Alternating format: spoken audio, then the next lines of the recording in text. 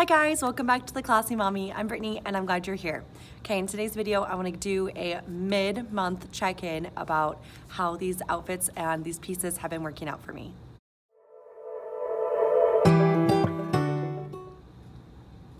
All right, friends, if you didn't see the video, I'll link it down below.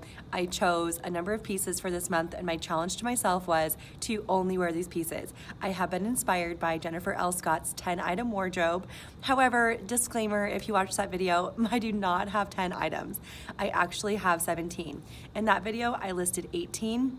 However, one of the pieces hadn't come in the mail yet, and I was thinking that would be my 18th piece. It got here, and I didn't love it, so we're down to 17. Okay, I have 10 different things I've noticed at this midway point, and I really tried to combine them or take them out, but I just couldn't. So the first thing, and I've got my notes down here in my notebook. If I look down, that's what I'm looking at. So number one, I didn't wear that black silk skirt at all, and I haven't reached for it. Of course, I'm halfway through, but when I chose all those pieces, it was the end of October, and in Idaho, we were still having back and forth weather. Now we're middle of November, and the weather has just definitely decided that we are approaching winter. So it has been too chilly. I initially thought that if I wore leggings, and you guys have seen some of the other outfits, I have worn like fleece lined leggings. I just really did not reach for it with that skirt. Number two, the Banana Republic dress that I was ordering in, and I had it listed in the notes down below. I don't remember if I had some text on the screen saying that was my last item. It came in, it was a wrap dress, which I love their wrap dresses. It was navy and white polka dot. The navy was so dark that it was black, which I enjoy wearing black, obviously, but I didn't love it because I was really craving that navy and white dot kind of look. I also didn't like it because the material was super heavy and really, really thick. It wasn't very stretchy when I put it on, although it fit really well. I couldn't really, like move my arms very much. Even though it was technically a jersey, it was very shiny and very, very thick. I felt like it wouldn't be very breathable compared to some of their other more cotton heavy jersey blends that I really enjoy. So that one went back. The third thing that I learned during this process, even though we're only halfway through, is the blue jeans that I showed you that had the 2 zippers, and I think I commented on this in the video as well. I knew that I would be wanting to replace them with something that didn't have the zippers. I found those at a thrift store, and I found it they're an amazing price. And even better than that, I wouldn't have cared what the price or the brand was. Honestly, I wanted jeans that fit right now. You guys know I've had 2 children, and I just feel like for me, finding a pair of jeans that are comfortable and look really nice has been such a challenge. So when I put those on, they just felt so good, and they made me feel really good. I knew as soon as I got them that they'd be really great for wearing with longer tunics, and I plan on keeping those in my wardrobe, however, not wearing them as often. So I did replace them. I was able to finally track down the same style and cut of jeans, but without the zippers. So I replaced those, and I'm not wearing the ones with zippers. I'm not getting rid of those because I do feel really good in them. I'm just choosing to wear those with longer tunic style tops. Number 4, I need higher quality leggings or tights, or however you want to consider them. I have some black ones I showed you guys in the video, and you've seen them in some of my outfits with my dresses. Like I said earlier, I just really haven't been reaching for the skirt, but with my dresses, I really enjoy wearing tights. The tights that I have just came from Walmart a number of years ago. There are no holes in them, but the toe seam is right on the toes. So I feel like when I wear my dress shoes or my boots, that seam is just rubbing on my toes all day and really uncomfortable. So I want to try to find some where the toe seam is up on top of the toes instead of right like where the toes meet. If you guys have any suggestions, please let me know in the comments down below. Number 5. I showed you guys the off-white blouse from Express, the cream one, and I've been super intimidated to wear it. I do have 2 young children, 2 children under the age of 3 and 1.5, and they are so messy. I also work in an elementary school, and stuff is just messy. Whatever it is, I always end up with stuff down my top. By the time I get home, I don't know where things have come from, like little messy sticky things. And maybe it's for me as well, but I do work with young kids, and if a kid needs to give me, a side hug or wants to give me a high five, I don't want to be avoiding them or withholding my affection from them. So I would rather a kid feel comfortable to approach me, and if that means I get messes on my clothes, then so be it. That's worth it to me, including my own children. So I felt really intimidated to wear that blouse. I feel like with that polyester material, it's kind of hard for me to get stains out of it, and I just wasn't reaching for it. I was reaching for things that have more patterns so that if there was a smudge or a smear or something got on me, however it got there, then it wasn't quite as noticeable because there was at least a pattern to break it up. For example, the cream blouse with the black polka dots, I felt really comfortable wearing that one. Now, of course, I'm wearing, a jersey top today. This one is new. I got it from Old Navy. It's in the extras because it's technically it's a long sleeves t-shirt. So Jennifer in her books considers those extras. And to me, this is a piece that was very inexpensive to purchase. I'm gonna wear it really hard. It's a great layering piece. And then I just know at the end of the season, I wear my jersey tops so hard that they rarely ever go into a second season. So I don't feel as scared to wear this kind of top because the investment was very minimal, and I just know I'm going to wear it, enjoy it, and then it's going to have served its purpose. Whereas with my blouses, I think that I'm going to steer away from a solid colored light blouse because that is a little bit scarier to me, especially because there's more of an investment and money in it. Number 6, hairstyling really became much more important to me.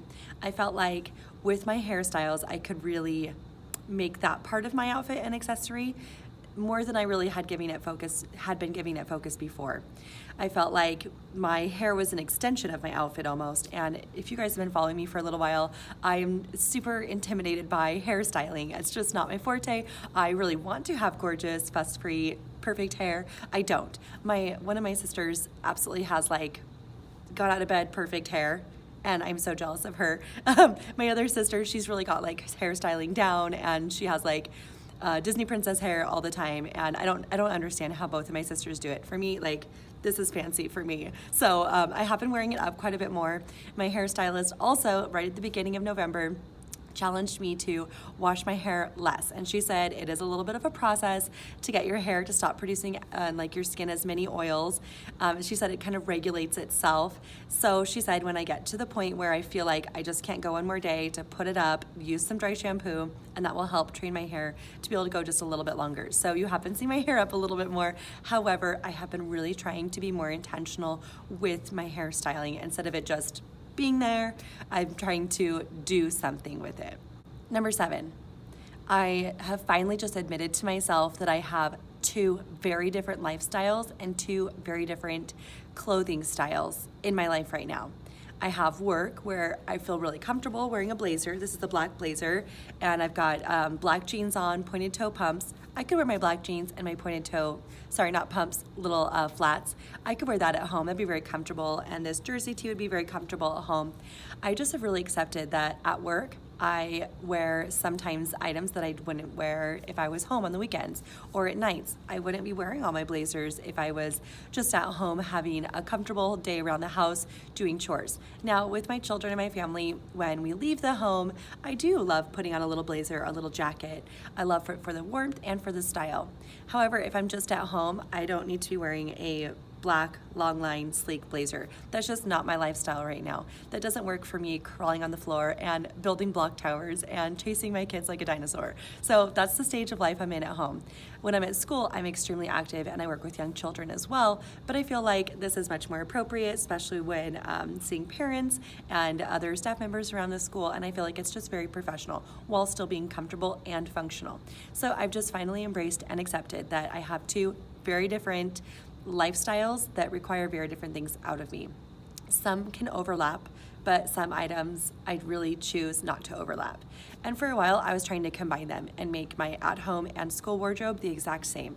But I've just really decided that right now, while my kids are that young, it doesn't quite work. Maybe in the future it will when my children aren't quite as small. Maybe I'll feel more comfortable wearing blazers while I'm at home.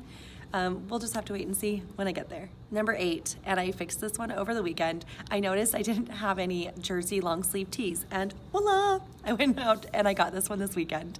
I didn't even realize how much I used them, really as layering pieces, as extras under blazers. I haven't been wearing a lot of my blazers because I felt like I didn't always want to wear a blouse underneath. Sometimes I wanted something a little bit more warm and a little bit more casual. I kind of like the juxtaposition of tailored and casual, especially for working with small children. So that was really missing in my wardrobe. I went out, I picked some up, and I feel like my wardrobe will be much more well-rounded. I thought I had these pieces, but like I said earlier, I just wear them so hard that I had gotten rid of all of mine from last season. They were so worn through, they just couldn't last until this season. And I didn't even notice until I went to pull one out in my closet and they weren't there. So time to replace them. The ninth thing I've noticed is I have a ton of duplicates. You guys, I'm kind of embarrassed to say that. I realized I really am gravitating towards some of the same colors, some of the same shapes, and I just don't think that's necessary. So I'm gonna start noticing that about myself and make really smart shopping decisions going forward. If I see something I just really love, but I really have the same item already in my closet, I'm just going to admit it to myself, good, I really love this style, I'm really drawn to it, great, I already have it, and I don't need a second or third or fourth one in my closet. However, that being said, I feel like I don't need to get rid of anything in my closet at this point because I do wear and love all the pieces that are in my closet right now, but just going forward. And the 10th thing that I noticed was what a huge difference quality footwear made in my overall ensemble. I noticed that whether I was wearing a casual outfit, but I wore some really nice high quality shoes, really boosted not only my confidence, but also just the overall effect of my outfit. I felt like it literally put my best foot forward. That's funny.